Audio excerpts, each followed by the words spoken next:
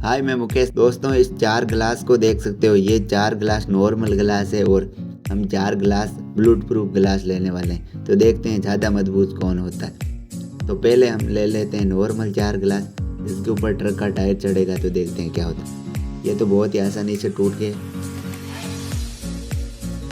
अब ले लेते हैं 4 बुलेट प्रूफ गिलास, जहाँ पर गोली भी पार नहीं हो सकती। तो चलिए इनको देखते हैं अब क्या होता है। जब इसके ऊपर ट्रक चढ़ा तो उसके कुछ भी नहीं हुआ, लेकिन नीचे वाले कांच में क्रैक आ गया और टायर को इधर उधर घुमा रहे हैं। अब देखते हैं क्या होगा। तो यहाँ पर आप देख सकते हो कांच टूट गया। वीडियो को लाइक कर दें और सब्सक्राइब जरूर करें।